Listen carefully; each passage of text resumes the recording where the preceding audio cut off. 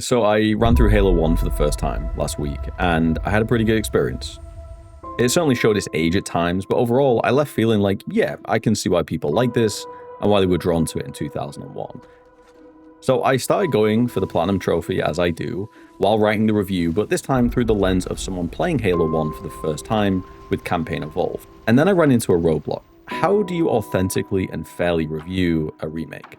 On one side, if you judge the game by modern standards, you penalize it for remaining loyal to the foundations that defined it, likely the very reason it has a remake in the first place. But on the flip side, you excuse those outdated mechanics and design principles out of respect for its legacy, then you have to pretend that game design hasn't spent 25 years evolving. And this awkward balance is why Halo Campaign Evolved manages to be the most confusing type of remake, because it isn't just a fresh paint job in Unreal 5.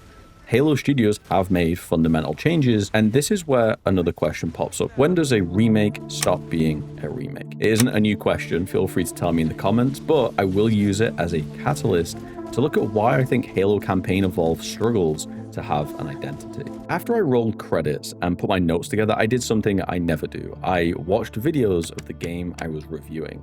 I wanted to get an understanding from people that had played the original and how they were feeling about a full remake. And my biggest takeaway was just how odd my own notes for the game were, because I never played the original. So every video I watched would see me pause at one moment, look down at my notes and ask, wait, what? Like how I said, quote, the game feel was serviceable, but expected. Yeah, apparently the game feel from Campaign Evolved is closer to Halo Reach than Halo 1. Or how I noted down, quote, the weapon variety was limited, but fine, only to realize the 3 or 4 weapons I thought they were bringing over from future Halos was actually closer to 9, nearly doubling the weapon selection. Or how I thought the game's encounter design and enemy design was underwhelming before remembering the original game had a health pack system, whereas Campaign Evolved adopted Halo 3's system. And with the inclusion of sprinting, it completely changes the original and intended game design of just enemy encounters and so much more. On the surface, the changes themselves aren't bad, but with each change, not only do you move further and further away from that authentic Halo 1 experience, you inadvertently create more and more unintended changes. Like, sure, a lack of sprint feels painful in 2026. Adding it to try and preemptively solve player frustration or criticisms around sluggish movement from an old game feels like lazy design because it doesn't consider the compounding effects and the knock-on effects to other things. Like, it's simply fundamentally different to the original because you can literally sprint past them. I've seen some commentary recommending an update to enemy movement and speed to account for the change. If anything, it makes the problem worse. You open Pandora's box. As a designer, I know this all too well, and I'm guilty of it myself. One change invites another change, that invites another change. You change this thing to try and fix the 2 other things, and then suddenly you realize you're about 1,000 miles away from your original intention.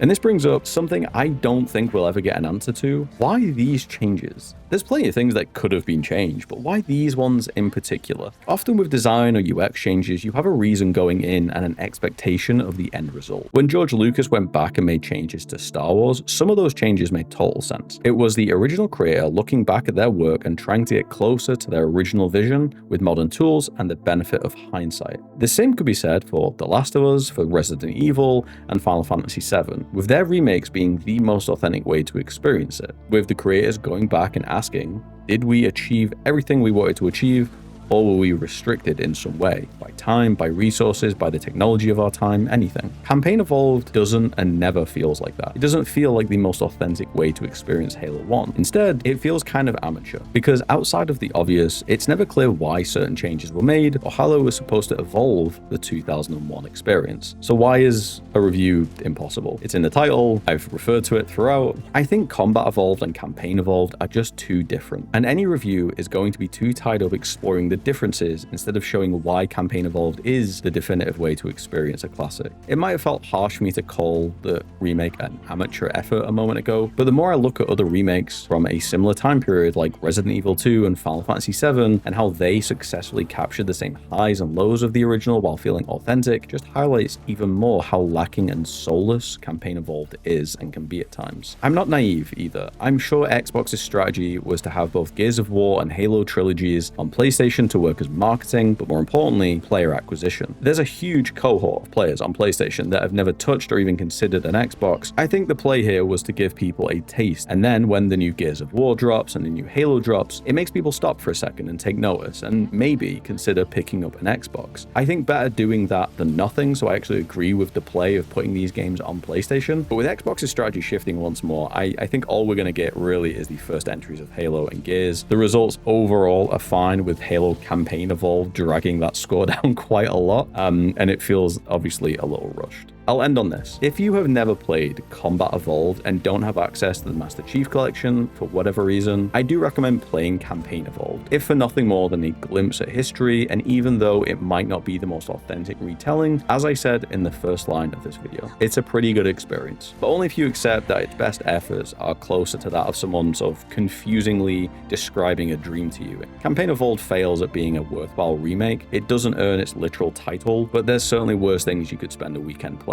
and for a little glimpse at history, it's not the worst thing.